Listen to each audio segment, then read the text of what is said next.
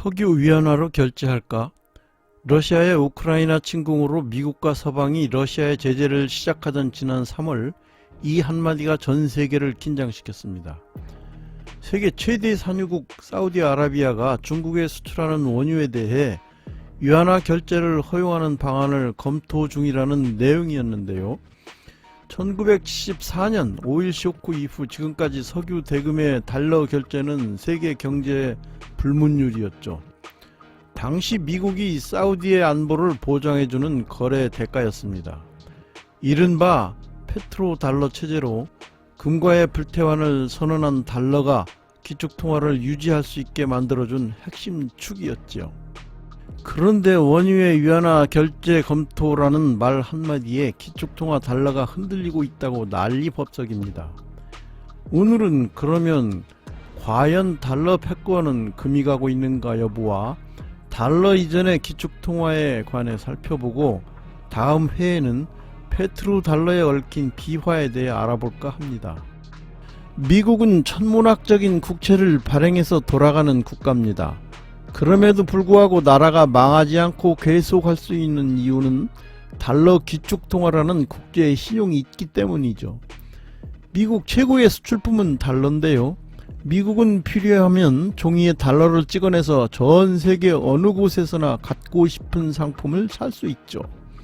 화폐를 발행하는 비용은 얼마 되지 않지만 필요한 만큼 발행해서 쓸 수 있으니 화폐 주조 차익도 엄청나게 큽니다. 이를 신유리지 효과라 부릅니다.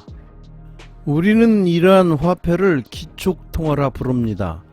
기축통화란 국제 무역과 금융 거래에서 기본 결제 수단으로 쓰이는 돈입니다.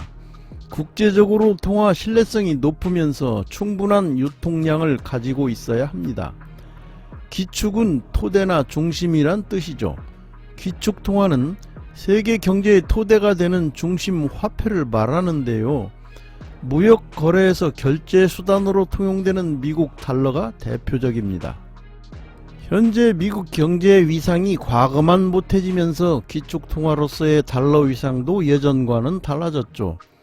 특히 러시아 우크라이나 전쟁 발발 이후 미국은 미국에 예치되어 있는 러시아의 외환 보유액 전부를 압류했는데요. 푸틴의 우크라이나 침공에 미국이 달러를 무기화하면서 오히려 달러 기축통화에 독이 됐다고 합니다. 이것이 의미하는 바는 지금까지 모두가 가장 안전한 자산이라고 생각했던 것에 대한 생각이 바뀔 수 있다는 것이죠. 즉 미국은행 예금과 미국채 등 달러화 자산이 안전하기는커녕 위험성이 매우 높다. 이것들의 보유로 자신이 미국 대정책의 인질이 됐음을 깨달았다는 것이죠.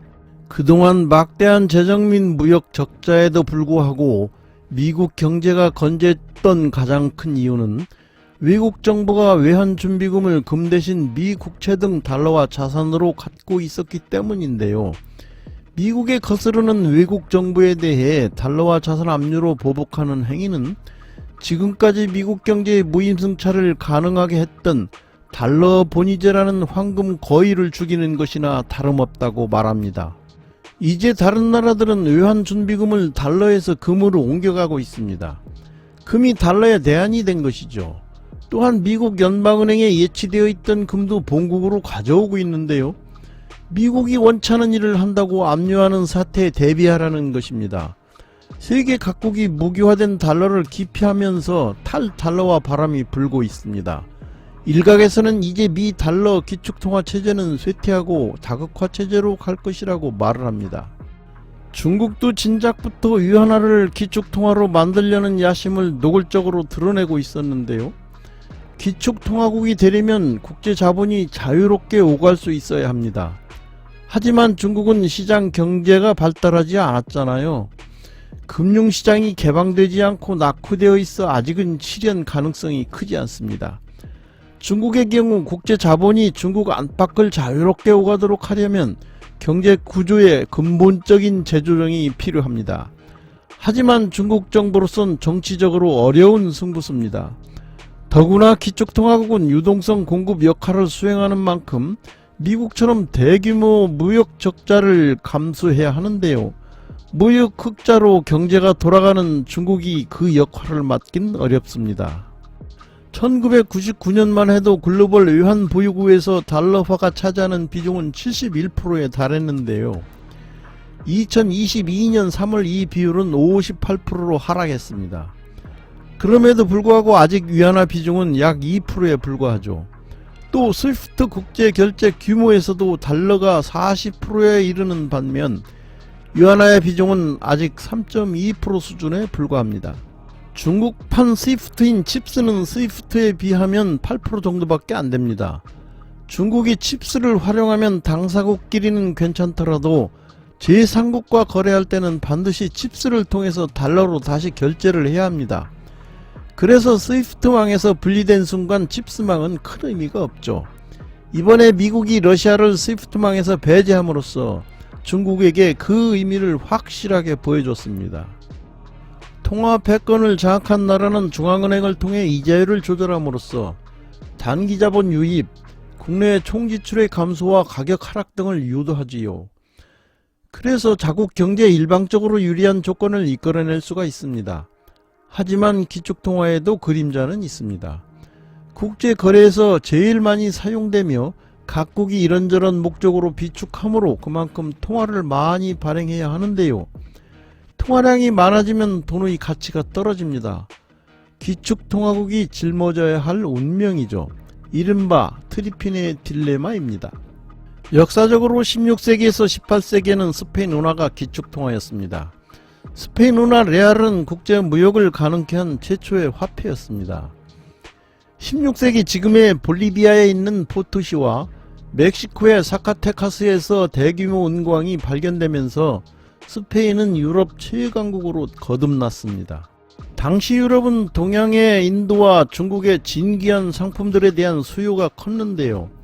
반면에 반대급부로 동양에 팔 수 있는 상품이 변변치 않았습니다. 그런데 동양인, 특히 중국인들은 스페인의 은화를 원했지요. 은화야말로 중국에 수출할 수 있는 유일한 상품이었던 셈입니다. 결국 스페인 은화는 워낙 양이 많아서 국제무역의 기축통화로 떠올랐습니다. 산업혁명이 시작되던 시대에는 영국의 중앙은행이 가장 먼저 파운드화를 금으로 바꿔주는 금본위 제도를 채택했고 영국의 파운드화가 기축통화가 됐습니다. 19세기 중반부터 1차 세계대전까지 영국은 세계 최대 채권국이었습니다. 영국의 파운드화는 세계 무역의 60%를 장악했고 런던의 금융시장은 전세계 투자의 절반을 소화했습니다. 당시에는 파운드화만이 국제적으로 금을 대체할 유일한 수단이었어요. 영국 파운드화는 국제무역 지급결제의 주요 수단이었습니다. 이때는 금본위제였기 때문에 국가들은 금이나 파운드화를 외환금고에 쟁여뒀습니다. 그런데 1873년 세계 대공황이 일어나면서 1879년까지 6년간 이어졌습니다. 영국에서의 불황은 1896년까지 23년간의 오랜 디플레이션 시대를 만들어냈습니다. 이 기간 동안 물가가 46%까지 서서히 떨어졌어요. 영국 경제는 쇠퇴했고 수출 경쟁력도 하락했습니다. 무역 적자를 낸다는 건 해외로 금이 유출된다는 의미였죠. 1913년 세계 경제에서 영국이 차지하는 비중은 14%로 미국의 47%에 비해 거의 3분의 1 수준으로 추락해 있었습니다. 1914년 제1차 세계대전이 벌어지면서 각국은 전쟁 비용을 마련하느라 돈을 많이 찍을 수밖에 없었습니다. 그러나 찍어낸 돈에 상응해야 할 금은 부족하기만 했죠. 할 수 없이 1914년 금본위 제도가 잠시 중단되었어요. 영국의 지위는 흔들렸습니다. 1차 세계대전이 끝나자 영국은 채무국으로 변했습니다. 전쟁 특수를 틈타 미국이 막대한 금을 보유하게 됐습니다. 미국은 최대 채권국에 등극했습니다. 1925년 영국은 전쟁 중 보류했던 금본위제에 복귀했습니다. 하지만 전쟁 전 환율을 고수하는 무리수를 뒀어요. 파운드화가 터무니없게 과대평가됐죠. 금 보유고는 빠르게 고갈됐습니다. 영국 수출이 지속적으로 위축되면서 그나마 남아있는 금도 바닥을 드러냈습니다. 임금을 줄이고 물가를 낮춰야 했죠. 실제로 금분이제를 부활하자마자 영국 경제는 급전직하했어요. 실업률은 1920년 3%에서 1926년 18%로 치솟았습니다. 사회적 소유가 빈번했는데요. 1931년 영국은 금분이제를 영구적으로 포기했습니다. 사실상 파운드화 패권을 내려놓은 것이었죠. 다시 정리하자면 미국이 러시아의 우크라이나 공습에 대한 제재 수단으로 달러를 무기화함으로써 달러 기축통화 위상이 흔들리고 있다는 사실입니다.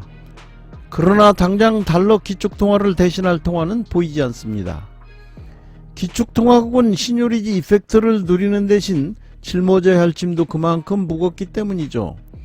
기축통화국은 스페인과 영국을 거쳐 지금은 미국이 자리하고 있습니다. 중국이 종이에 글씨를 써서 주고 물건을 가져오는 황금알을 낳는 거위를 갖고 싶어 하지만 세상 일이란 그렇게 간단한 게 아닙니다. 다음 편에선 화려한 음모, 원유는 달러로만 살아에 얽힌 비화를 말씀드리겠습니다. 지금까지의 내용이 마음에 드셨다면 더 많은 노출을 위해 구독과 좋아요를 꾹 눌러주시면 많은 힘이 됩니다. 알람까지 눌러주시면 편리하게 다음 내용도 들을 수 있습니다. 다음엔 더욱 좋은 자료로 여러분을 모시겠습니다. 감사합니다.